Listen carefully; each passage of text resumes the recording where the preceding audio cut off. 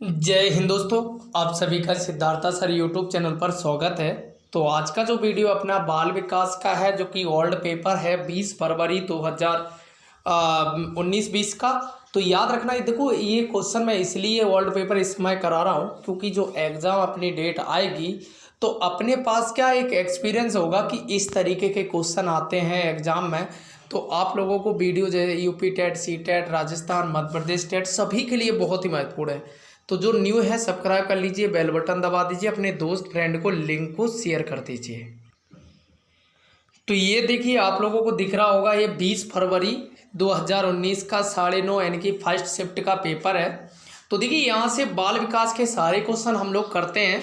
तो पहला जो क्वेश्चन है आपका, हाइपर काइनेटिक विकार को विशेषता निम्नलिखित में से इसे छोड़कर सभी शेष सभी है। तो बताइए कौन सा इसमें से जो उसको छोड़कर बाकी के उससे संबंधित हैं। डिस्ट्रैक्टिबिलिटी या अति सक्रियता या मति भ्रम या इम्पल्सिविटी। तो यहाँ से यानी कि आपको बताना है डिस्ट्रैक्ट क्वालिटी। तो यहाँ से जो आपका आंसर हो जाएगा मति भ्रम को छोड़कर बाकी के हाइपर काइनेटिक से संबंधित है। तो याद रखना, जो आपका आंसर हो जाएगा वो फर्स्ट हो जाएगा, करेक्ट। क्वेश्चन नंबर अगला है, शिक्षकों को शिक्षण व्यवसाय में लगातार बदलते मानकों और टेस्ट के साथ डील करना चाहिए। तो बताइए यहाँ से आंसर क्या होगा। पाठ्य विवरण, पाठ्य चर्चा, आकलन, परीक्षा प्रणाली। तो यहाँ से शिक्षकों को मानकों और के साथ डील करना चाहिए, वो क्या हो जाएगा, पाठ्य चर्चा। तो आंसर क्या हो जाएगा, सेकंड आंसर हो जाएगा, करेक्ट। क्वेश्चन नंबर आपका थर्ड है, पियाजे का मानना था कि बच्चे में भाषा का विकास निम्न के परिणाम स्वरूप होता है। संज्ञात्मक विकास, आत्म केंद्रित विकास, व्यवहारात्मक विकास, पर्यावरण या विकास। तो यहाँ से मैं यानी कि आपको बताना है कि बच्चे में भाषा का विकास निम्न के परिणाम स्वरूप होता है। याद रखना है किसके होता है, संज्ञात्मक विकास। तो यानी कि जो पियाजे थे वो संज्ञानात्मक विकास से संबंधित थे। तो याद रखना आंसर हो जाएगा जो कि फर्स्ट है।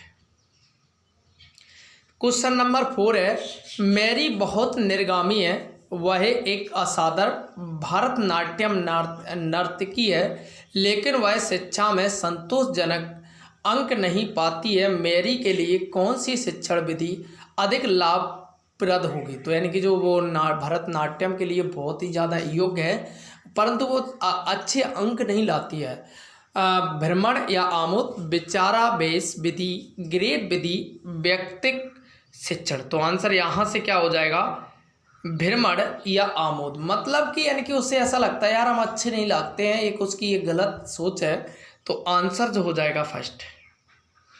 क्वेश्चन नंबर 5 है, डैश की घटना अधिगम की प्रक्रिया में स्थिरता का संकेत है। अभिप्रेरणा, स्थिरांक, प्रगति, वक्र। तो आपको जो बताना है, याद रखना है कि जो स्थिरता का संकेत है। तो याद रखना जो कि आंसर आपका यहाँ से जो हो जाएगा, क्या हो जाएगा, स्थिरांक। क्वेश्चन नंबर 6 है, समावेशी कक्षाओं में पढ़ाने का मुख्य उद्देश्य क्या है। छात्रों को नौकरी के लिए तैयार करना, छात्रों को परीक्षा पास करने के लिए तैयार करना, छात्रों की चिंतन शक्ति का विकास करना, छात्रों को नोट्स प्रदान करना। तो आंसर क्या हो जाएगा, समावेशी कक्षा का छात्रों को चिंतन शक्ति का विकास करना, जो कि थर्ड हो जाएगा, करेक्ट। क्वेश्चन नंबर 7 है, विकास में ही परिवर्तन सम्मिलित नहीं होता है, जो निम्न के कारण होता है। बीमारी, अधिगम, परिपक्वता, बुढ़ापा। तो विकास में वे परिवर्तन सम्मिलित नहीं होते जो निम्न में कारण हैं। तो याद रखना यहाँ से जो आंसर क्या हो जाएगा, बीमारी। क्वेश्चन नंबर 8 है, स्वायत्तता बनाम शर्म और संदेह, यानी कि autonomy versus same and doubt के एरिक्सन के मनोसामाजिक चरण में प्रमुख घटक है। प्रारंभिक सहायक, परिवार, माता पिता, शिक्षक और साथी। तो आंसर यहाँ से जो हो जाएंगे, प्राथमिक जो घटक हो जाएंगे, माता पिता। याद रखना आंसर क्या हो जाएगा, थर्ड हो जाएगा।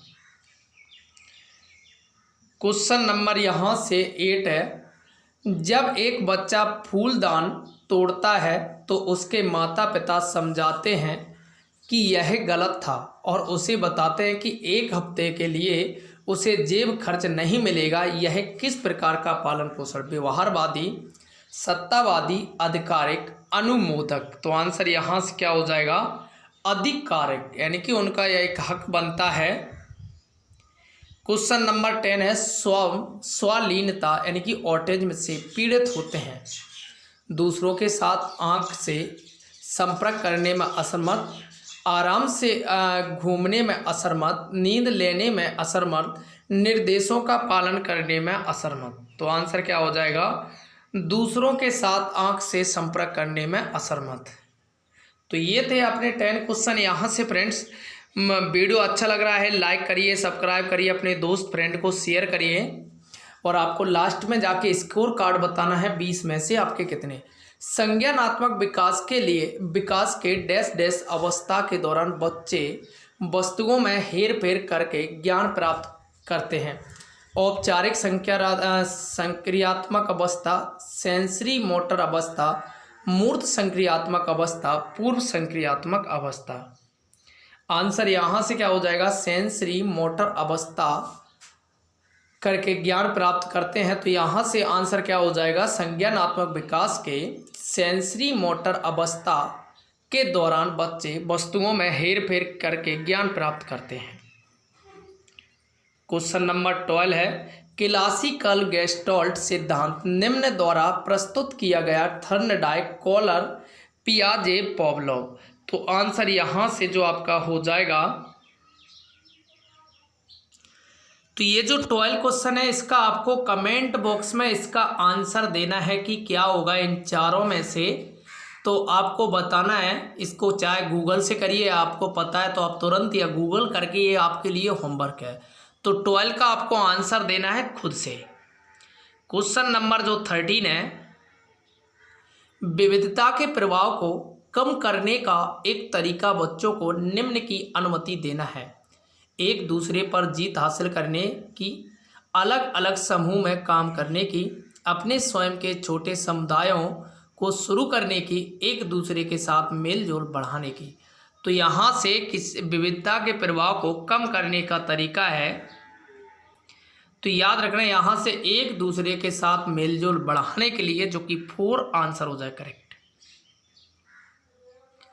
क्वेश्चन नंबर यहाँ से 14 है, इवान पावलोव के क्लासिकल कंडीशनिंग के विचार के अनुसार एक उत्तेजना के लिए एक विशेष प्रतिक्रिया दूसरे संबंध उत्तेजना के लिए सशर्त प्रतिक्रिया बन जाती है। निम्नलिखित में से कौन सा उदाहरण उस सिद्धांत को संतुष्ट करता है?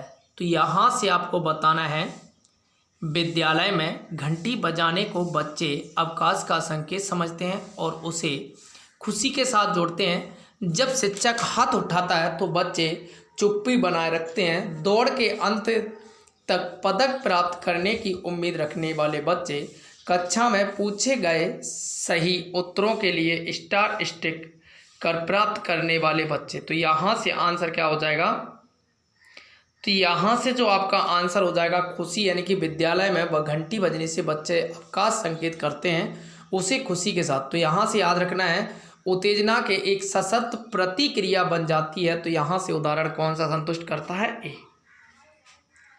क्वेश्चन नंबर 15 है, संज्ञानात्मक वाद के अनुसार अधिगम को शिक्षार्थियों के डैश में बदलाव के रूप में परिभाषित किया जाता है। व्यवहार, मंतव्य, मानसिकता, नैतिक।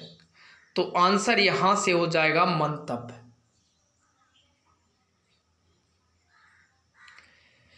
क्वेश्चन नंबर है 16, बिंघम के अनुसार अभिवृद्धि परीक्षण से क्या पता चलता है? व्यक्ति के मूल स्वभावों में निहित क्षमताएं और प्रवृत्तियां, विभिन्न आनुवंशिक योग्यता में उपलब्धि, प्रवीणता और अभ्यास करने की तत्परता, विभिन्न आनुवंशिक योग्यता का समर्थन। तो आंसर यहाँ से प्रवीणता और अभ्यास करने की तत्परता, तो व्यक्ति के मूल स्वभाव में निहित क्षमताएं, तो यहाँ से आंसर क्या हो जाएगा आपका थर्ड। याद रखना विंगम के अनुसार अभिवृद्धि परीक्षण से क्या चलता है, प्रवीणता और अभ्यास। क्वेश्चन नंबर 17 है, एक बच्चे को कोबरा से डरना सिखाया गया था, अब वह सभी सांपों से डरता है, यह कौन सा अधिगम सिद्धांत स्पष्ट है। पुनर्बलन, स्वतः पुनर्बलन, उद्दीपक सामान्यीकरण, उद्दीपक विविधीकरण। तो आंसर यहाँ से क्या हो जाएगा, सामान्य यानी कि सब चीज।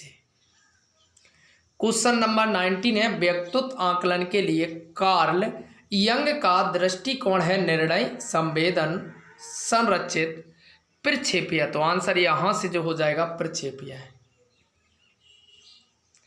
क्वेश्चन नंबर 19 है, जैविक रूप से निर्धारित व्यवहार के जन्मजात पैटर्नों को दर्शाने के लिए निम्नलिखित में से किस शब्द का उपयोग किया जाता है। उत्तेजना, अंतर्नोर्ध, मूल प्रवृत्तियां या प्रलोभन। तो आंसर जो हो जाएंगे मूल प्रवृत्तियां।